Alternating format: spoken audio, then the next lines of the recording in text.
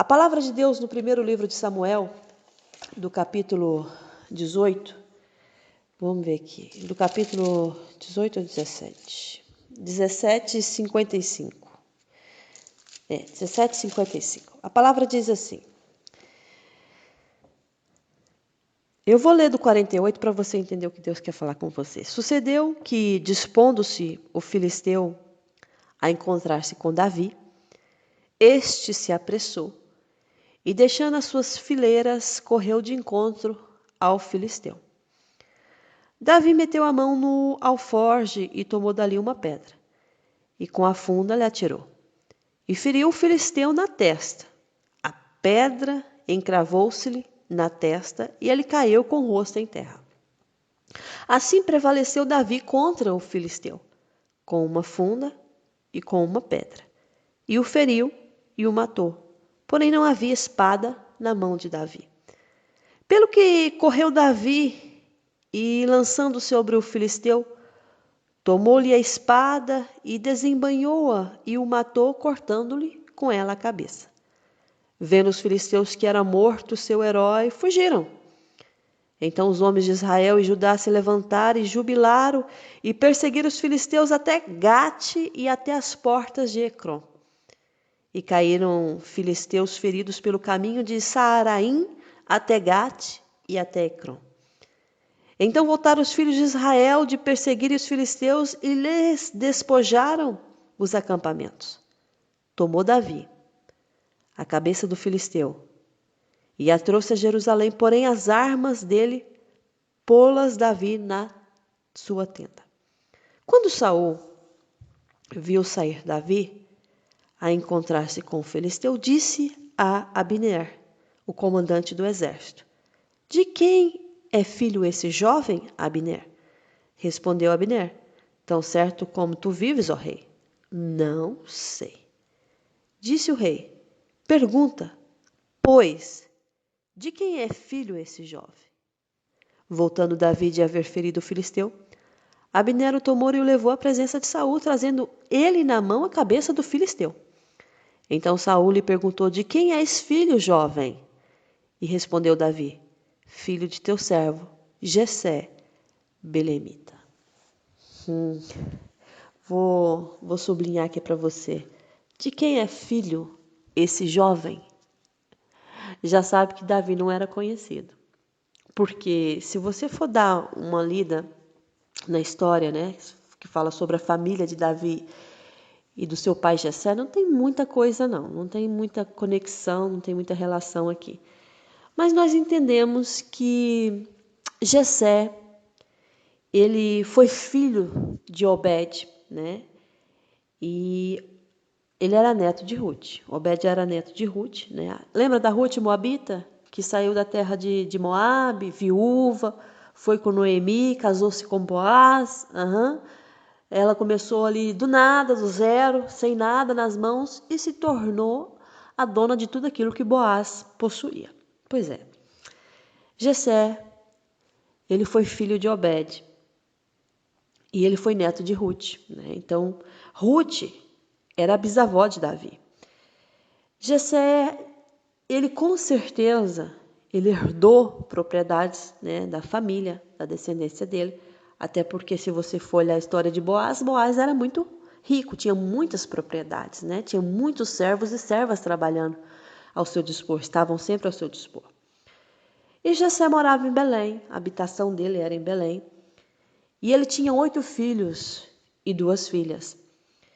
Eu lendo a história, eu começo a observar que 3, né, dos seus filhos, que eram os mais velhos, eles estavam no exército de Saul. Então, provavelmente, Saul conhecia, né? Não acredito que conhecia todos, mas Abner conhecia, né? Porque Abner, ele comandava o exército de Saul, né? O comandante do exército de Saul, e isso, com certeza, ele sabia quem eram os seus soldados. E 3 filhos de Jessé, os 3 irmãos mais velhos de Davi, eles estavam no exército de Saul. Só que nós sabemos que, como não havia alistamento, né, obrigatório, isso provavelmente indica que eles eram guerreiros treinados, e que isso só acontecia nas famílias mais ricas daquele tempo, né? Porque suportar os custos e comprar armas boas tinha que ter dinheiro. Então eles tinham condições para estar ali. Eles não estavam forçados. Eles estavam ali como uma profissão, né? Você escolhe ser engenheiro, você escolhe ser um médico, você escolhe ser um contabilista, um contador, que se diz no Brasil, aqui se diz contabilista.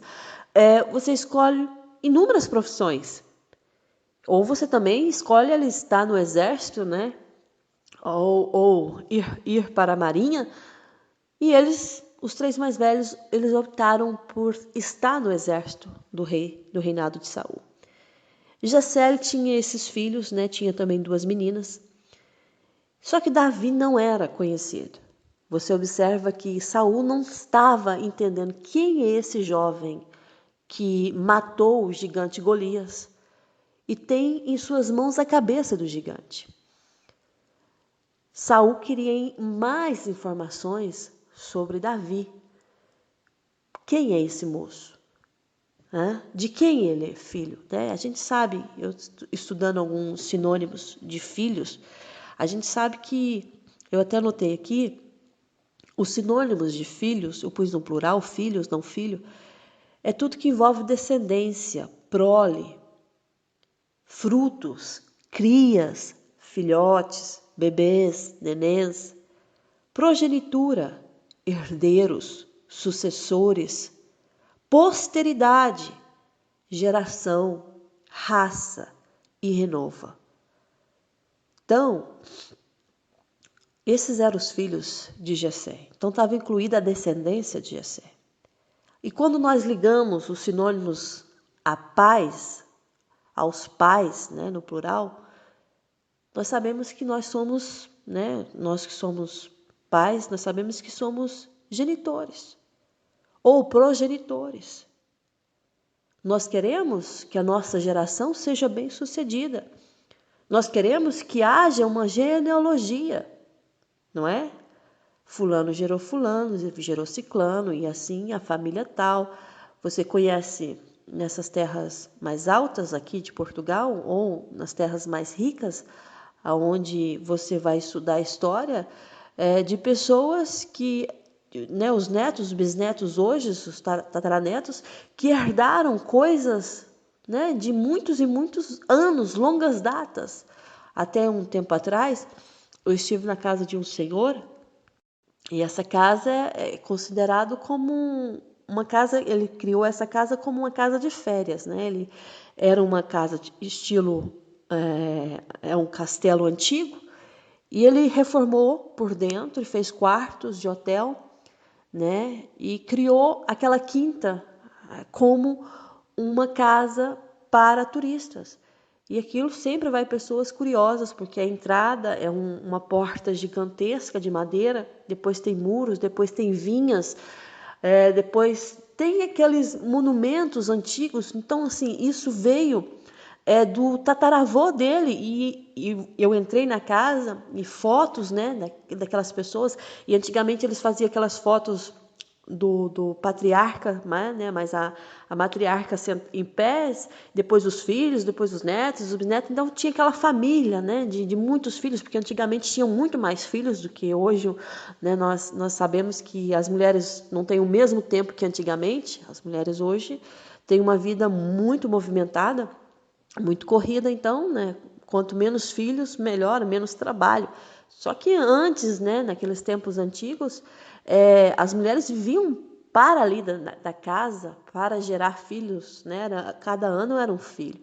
Então você vê famílias gigantescas. E esse senhor, ele, né, herdou tudo isso, foi um dos herdeiros e fez dessa casa, né, esse meio de ganhar também o sustento dele, porque é daí também que ele tira alguma coisa.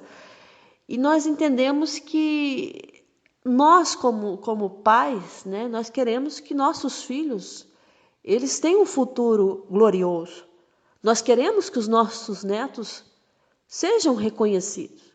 E que quando lá chegar, eles também nos reconheçam que fizemos alguma coisa por eles. Davi, ele não era conhecido, né, como eu falei para você de início, até porque se fosse conhecido, o rei Saul ia logo perguntar a Abner, olha, aquele não é Davi, o filho de Jessé, o belemita? Seria a indagação do rei Saul. Mas não, ele pergunta de uma forma surpresa, quem é esse rapaz que eu nunca vi? Quem é esse rapaz que, tão pequeno, franzino, matou um gigante que há muito tempo, há muitos dias, ameaçava o arraial do povo de Israel? Deus, ele faz isso conosco. Ele nos esconde por um tempo. Ele nos esconde até mesmo da nossa própria família. Quando o profeta Samuel foi enviado da parte de Deus, não é? Com o chifre, né? Com óleo para ungir o segundo rei, nem o próprio Jessé considerava Davi, porque Davi era muito criança. Né? Alguns teólogos dizem que Davi tinha seus 15 anos, 16 anos.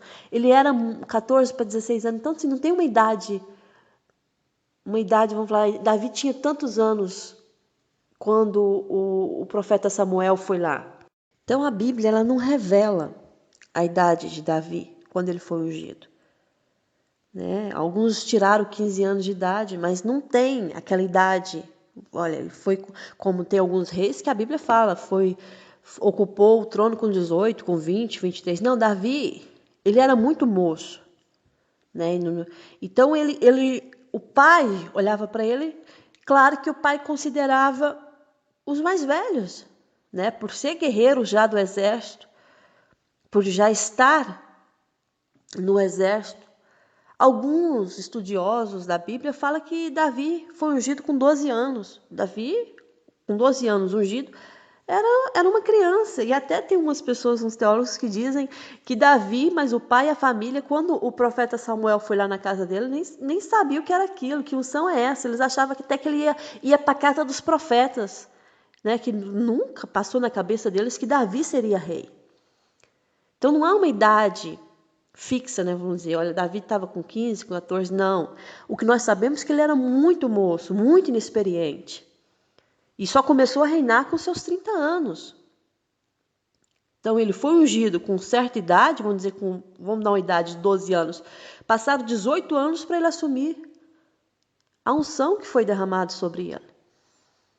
Então o pai, né, que a gente ouve muitas pregações, porque nem o pai reconhecia Davi. Não, o pai não reconhecia Davi para ser guerreiro, porque ele era muito moço.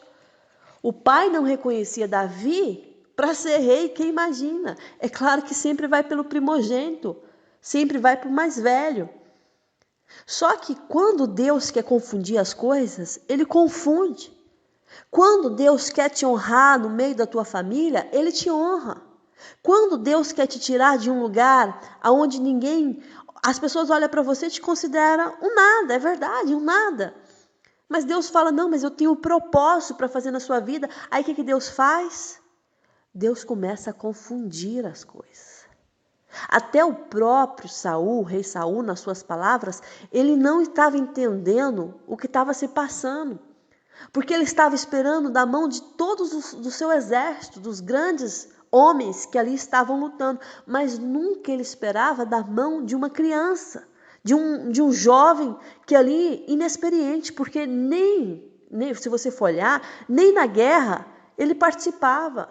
Ele só foi no acampamento daquele dia porque o pai, Jessé, falou, filho, vai lá ver como os seus irmãos estão, leva consigo pão, leva consigo queijo, oferece para os oficiais. Então o pai tinha condições financeiras para fazer isso. Então o pai estava preocupado com os irmãos. Então o único que está aqui na casa, né? Porque você via que era o único que estava sempre com o pai, Davi. Aí vai lá. E aí foi aí que Deus criou toda a situação, porque aí Davi começou a ouvir, a falar que quem matasse o filisteu, o rei Saul dava a filha em casamento e depois isentava de todos os impostos. Ele não precisava mais pagar impostos. Era tudo que ele precisava ouvir. Eu, moço, mais novo da casa do meu pai, né? Porque sabemos que o primogênito tem direito de tudo. O que eu vou ter sendo mais novo? Eu tenho que correr de uma maneira, eu tenho que lutar e perseverar até conseguir. E nós notamos que Davi era sonhador. Porque quem é sonhador, como nós sabemos que uma pessoa é sonhadora? Ela pensa muito. Ela está sempre a pensar. Eu passei agora mesmo, eu vinha ali de cima, que aqui a academia é perto da minha casa. Mas aqui tem muitos montes, muitos terrenos, sabe? Assim, onde as pessoas colocam ovelhas. E eu passei ali e tinha umas ovelhas branquinhas. E eu parei e olhei para aquelas ovelhas e tinha uma bem pequena, uma bebê. E eu olhei aquilo e fiquei pensando assim, lembrei de Davi, da história de Davi. E eu observava, imagina Davi sentado, cuidando das ovelhas. Não tem muita coisa para se fazer a não ser olhar. O que ele fazia?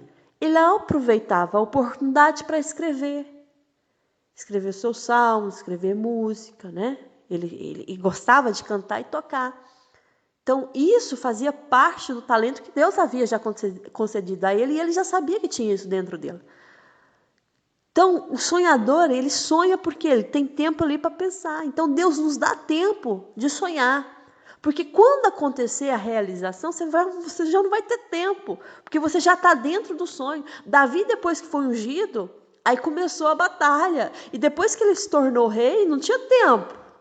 O tempo dele era só para lutar contra os inimigos.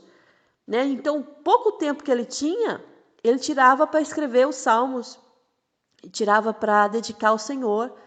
Então, a vida de Davi, Deus preparando Davi naquele campo, onde ninguém sabia quem era, porque era uma criança ainda, mas Deus conhecia o coração de Davi. Deus, não, é esse que eu vou tirar do campo, e é esse que eu vou fazer ele assentar em uma cadeira, e vai se tornar rei. Esse vai se assentar no trono. Só que Saul está curioso. E Abner também não sabe quem é.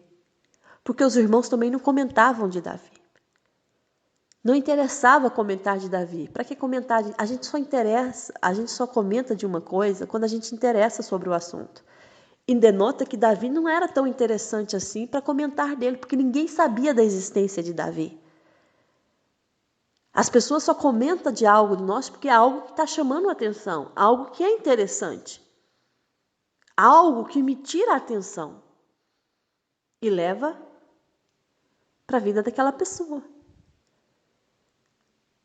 Abner, não, eu não sei. Tão certo como tu vives, ó rei. Não sei. Eu não sei quem é esse jovem. Eu não sei quem ele é. Mas Deus prepara tudo. Deus prepara tudo. Olha, põe essa palavra no teu coração, porque eu sei que o Espírito Santo de Deus está ministrando no teu coração. Deus prepara tudo. Deus prepara o momento de você estar lá no campo, cuidando das ovelhas e sonhando, projetando dentro de você. Mas também Deus prepara o momento em que você vai ser enviado, ou seja, você vai sair da sua rotina, do seu dia a dia, do seu cotidiano, daquele momento que você sempre levanta cedo e vai apacentar as ovelhas e volta para casa e dá um rapport da situação, né? Ah, pai, correu isso no campo, não se passou nada hoje. Hoje eu matei um gigante, hoje eu matei um leão. Senhor, hoje eu matei um urso. Não, mas esse dia foi um dia diferente na vida de Davi. Porque o pai chama Davi e diz para ele: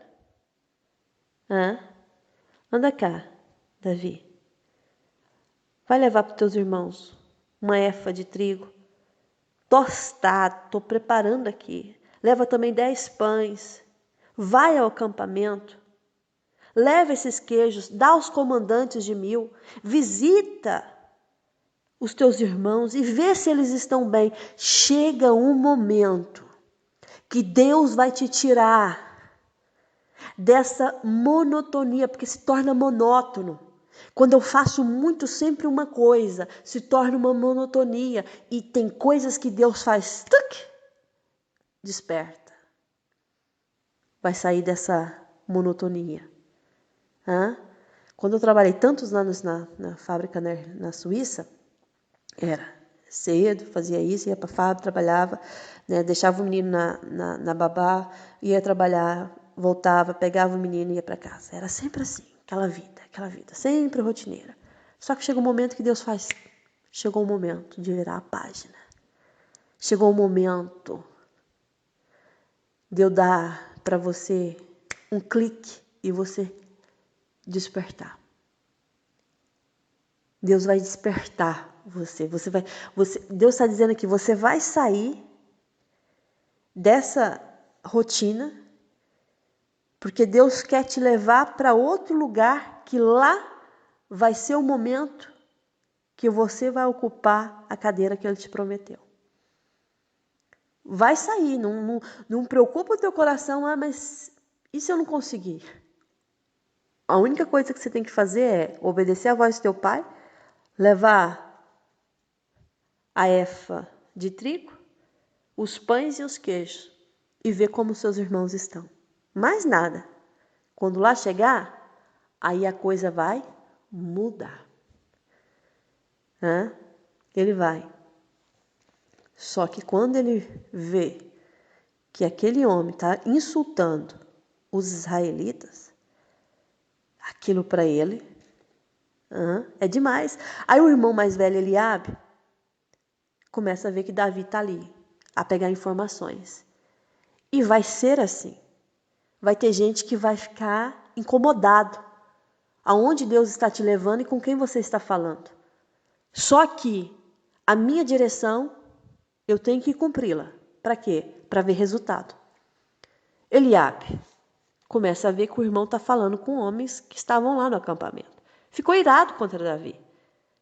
Por que que você veio aqui, Davi? Por que que você desceu aqui, Davi? Por que que você deixou aquelas poucas ovelhas no deserto?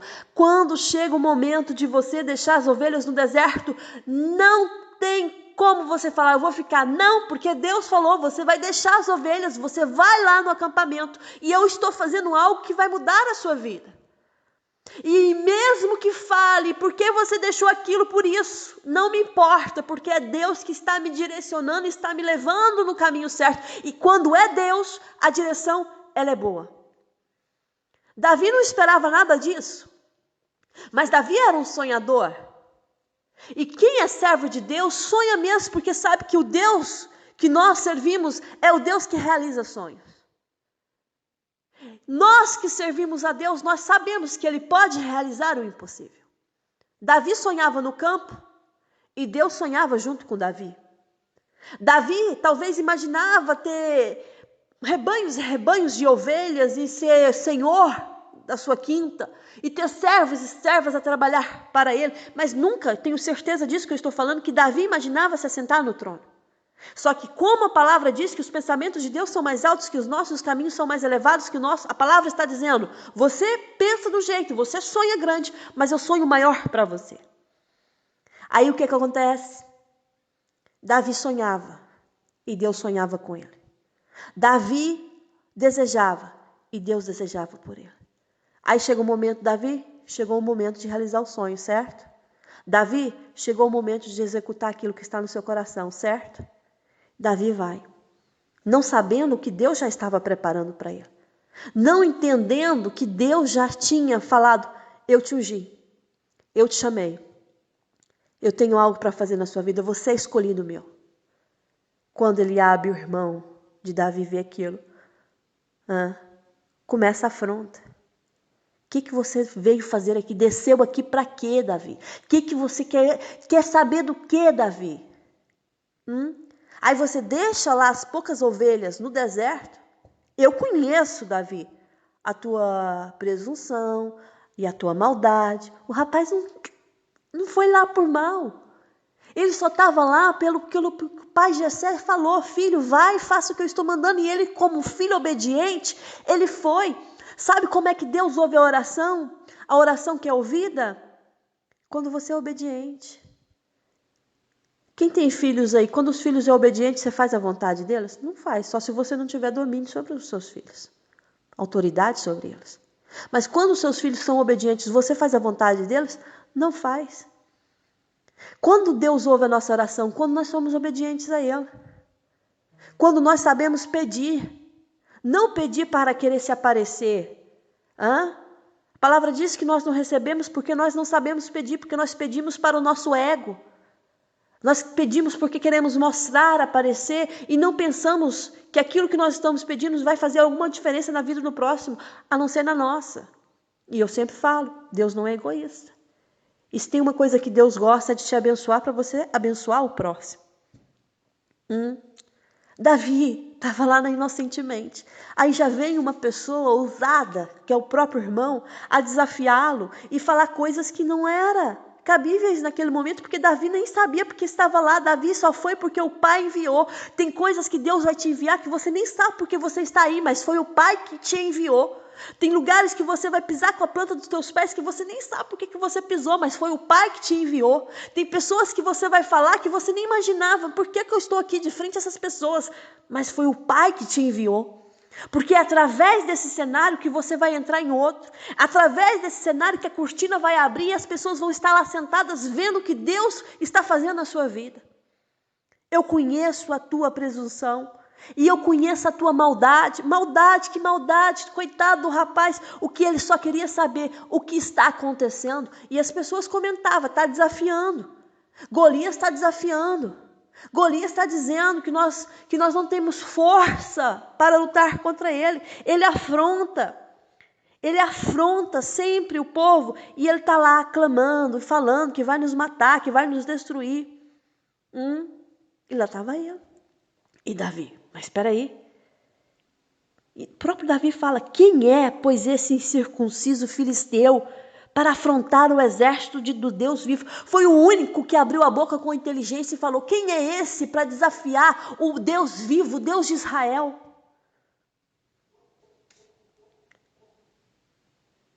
O que você está fazendo aqui, Davi? Você desceu apenas para ver a peleja? Aí Davi responde, que fiz eu agora? Ou seja, estava sempre culpando o coitado de alguma coisa. Estava sempre jogando na cara dele. Sabe quando você é perseguido sem você nunca ter perseguido? Sabe quando você é julgado, se você está sempre no seu canto e você nem julga ninguém, você está sempre fazendo as coisas para o teu bem, para o bem da tua família, mas tem sempre um filho do capeta que se levanta para querer dizer o que é da sua vida, o que você deve fazer, o que você não deve. E se tem uma coisa que acontece muito, é no meio da família, as pessoas querem apontar o dedo para você e falar assim, você deve se formar nisso, você deve trabalhar nisso, Aí você olha para a vida da pessoa, um fracasso, mas ela quer dirigir a sua vida. Você olha para a pessoa não tem nada, mas quer te ensinar como você deve investir. Quer te mostrar como você vai ter um dinheiro rentável, mas não tem nada. Porque há sempre perseguidores quando você não persegue, mas há sempre perseguidores. Aí você olha, vou te falar um segredinho, talvez muita gente aqui já sabe, mas outros ainda não tiveram discernimento. Não pegue conselho de quem está pior do que você. Não agregue para a tua vida quem está pior do que você. Mas fulano me deu um conselho. Olha para a vida da pessoa primeiro e vê como é que está a vida da pessoa antes de você querer pegar esse conselho para você. É a mesma coisa você tá passando por uma crise no casamento. Aí vem uma amiga que já se separou 3 vezes, já está no 4º casamento, aí chega para você e te dá um conselho. Olha para a vida dela e vê o comportamento dela. E vê como é que está o casamento dela antes de você pegar um conselho para se separar. Porque o conselho que ela vai te dar é o mesmo que ela pegou para ela. E olha como a vida dela está. Os conselhos são bons? Sim, quando vem da direção certa. Os conselhos, Deus usa os conselheiros para aconselhar, usa, porque até os reis na Bíblia tinham conselheiros justamente para isso, para quando eles não tinham como fazer, não tinham como tomar uma atitude, não sabia como fazer, o que acontecia? Deus levantava os conselheiros e através dos conselheiros eles tomavam atitudes e as coisas aconteciam. Bons conselheiros. Mas quando eu vejo que uma pessoa está pior do que eu, está no fracasso e quer me aconselhar sobre o meu negócio e quer me aconselhar sobre o meu casamento, e quer me aconselhar sobre os meus filhos? Não. Não. Te aconselha no Senhor. E se você não tiver discernimento para ouvir a voz do Senhor, peça que Ele enviará uma pessoa dele que vai te aconselhar. O que fiz eu agora? O que eu fiz agora? Eu só fiz uma pergunta, Eliabe. Ah, Davi, eu te conheço. Eu conheço a tua presunção. Eu conheço a tua maldade, Davi. Eliabe, eu só fiz uma pergunta.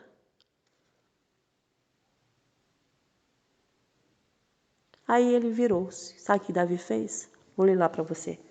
Primeiro livro de Samuel, do capítulo 17, a partir do versículo 30. Desviou-se Davi dele, de quem? Do irmão Eliabe, para o outro lado e falou a mesma coisa, ok? Fez a mesma pergunta que eu tinha feito para os outros rapazes. E o povo lhe tornou a responder como dantes. Quem subir e matar o filisteu, quem o matar, o rei o acumulará de grandes riquezas, lhe dará por mulher a filha, e a casa de seu pai isentará de impostos em Israel. Oportunidade. Oportunidade. Eu não posso perder as oportunidades que Deus está colocando na minha frente. Oportunidade. O que Davi estava tendo naquele momento era uma oportunidade que ele não tinha no campo, no pasto. Oportunidade. Peraí, eu quero ouvir de novo. Virou as costas para o irmão. O que é mesmo que vai fazer o rei? O rei vai acumular de grandes riquezas. E o que mais? Vai dar a mulher, a filha, vai dar a filha por mulher. Sim. E fora isso, que ele vai isentar a família de quem matar Golias de impostos em Israel. Oportunidades. Não pensa você que as oportunidades atrás não vai ter gigantes, que vai ter gigantes. Vai ter gigantes. Vai ter. Mas será que não tem uma oportunidade que não tem assim um gigante? Não, vai ter.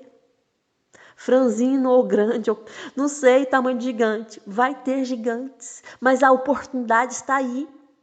A oportunidade está na sua frente. É Deus falando com você. Eu coloquei diante de ti a porta. Entra por ela e vai. Mas e o gigante? Senhor, o gigante, pois é, o gigante, não é? O que eu vou fazer com ele? Matá-lo. Mas não tem como matar assim só no piscar de olhos? Tem que enfrentá-lo. Deus, mas eu não sei guerrear. Mas você não precisa guerrear, Davi. Não. Então o que eu vou fazer? Você vai usar o que você tem nas mãos e o que você é bom. No que você é bom, Davi? Eu sou bom com a funda, com o estilingue. Eu estava sempre treinando no pasto. Davi? Você é bom nisso? Sim. Então você vai matar o gigante com isso. No que você é bom? Eu sei que você é bom em algo. Eu sei que tem pessoas que não ganham você nisso, que você é bom nisso. Eu sei que você é boa na cozinha, você cozinha bem. Eu sei que você faz aquele bolo que ninguém mais faz. Eu sei que você é um bom motorista. Você dirige bem, não dirige? Tem bons motoristas, mas tem excelentes. Você é excelente naquilo que você faz. O que você é bom? Eu sou muito boa para me comunicar. Então use em seu favor. Mata o gigante. Deus está falando para você. Mata o gigante. Porque aquilo que você é bom, é nisso que você vai usar para matar aquilo que te traz medo. Davi ficou atemorizado? Claro, gente. Mas ele foi? Foi. Foi com a armadura de Saul? Não. Eu não posso andar com isso, Saul. Ele disse para Saul, para o rei Saul, eu não posso andar com isso, pois eu nunca usei. Como você vai matar o gigante com aquilo que você nunca usou? Como é que você vai ter sucesso nisso se você quer fazer uma coisa que você nunca fez? Invista naquilo que Deus está falando, naquilo que você é bom. O que você é bom? O que você é bom? Tem algo aí em você que você é boa nisso. Você sabe. Chega aqui, Davi. Saul dizendo para Saul. O rei Saul dizendo para Davi. Chega aqui. Pega a minha armadura. Põe sobre a sua cabeça um capacete de bronze. Não, mas veste também uma couraça. Tem que estar protegido. Pega a espada. Davi custando levantar a espada. Não posso, Saul. Não, Davi. Mas é para tua proteção, Davi. Vai te proteger. Não, Saul, eu não posso. Ó, Davi. Vai lá. Luta com isso. Eu não posso andar com isso, pois eu nunca usei. E a palavra diz que Davi tirou aquilo de sobre si. Com o que ele matou o gigante? O que eu li para você aqui? No 17:55. Davi meteu a mão no alforje, tomou dali uma pedra e com a funda lhe atirou e feriu o filisteu na testa. A pedra encravou-se-lhe na testa e ele caiu com o rosto em terra. Ele pôs a mão naquilo que ele já conhecia. É isso que Deus está falando para você. Você tem que investir naquilo que você já conhece. Naquilo que você já tem experiência, naquilo que você é bom. E mesmo que você não tenha experiência, porque Davi não tinha experiência para matar gigante, mas Davi tinha experiência para pegar a mão, pôr a mão no alforje e tirar a pedra. Talvez você não tenha experiência de gerir um grande negócio, mas você tem experiência de começar a construir algo pequeno, sim. Às vezes você não tem um restaurante como você sonhou, mas você pode fazer salgados na sua casa ou cozinhar e entregar em casas. É uma sugestão, mas você tem o alforje e você tem a pedra e tem o gigante? Tem, mas Deus está falando, é com isso que você tem, é que você vai matar o gigante. Mas estão me oferecendo para fazer isso. Não, mas isso não vai, isso não te serve, isso não é teu, isso é do rei Saul. Deus está falando com você, o Espírito Santo de Deus está ministrando no teu coração. Usa o que você tem, porque é nisso que Deus vai te dar vitória. Deus está falando com vidas aqui. Usa o que você tem. E é nisso que Deus vai te dar vitória. E o seu gigante, vai ter gigante? Vai ter gigante, prepare porque vai ter. Mas é nisso que você vai derrubar e depois você vai cortar. Tem que cortar a cabeça. Não vai existir mais. Esse problema não vai aparecer mais. Acabou. Fim. E um novo ciclo se inicia. Um novo ciclo se iniciou na vida de Davi. Amém? Pega essa palavra. Sabe o que Saul pergunta? Quem é esse jovem? De quem ele é filho? Eu conheço o pai, mas eu não conheço esse rapaz. Ouço falar de Jessé, o belemita, mas eu nunca ouvi falar de Davi. Não me importa se ouve ou não ouve falar de mim, mas Deus sim. O que me importa é o que Deus tem. O que importa são os pensamentos que Deus tem a meu respeito. Podem falar mal, que você veio de uma família assim, que seu pai é assim, que sua mãe é assim, que seus irmãos são assim. Não me interessa. O que eu quero mesmo é o que Deus tem para mim. A minha família pode não prestar, mas eu quero o que Deus tem para mim, porque eu posso sobressair. Há uma palavra de vida para você nessa segunda-feira. Você é bom. Você é excelente nisso.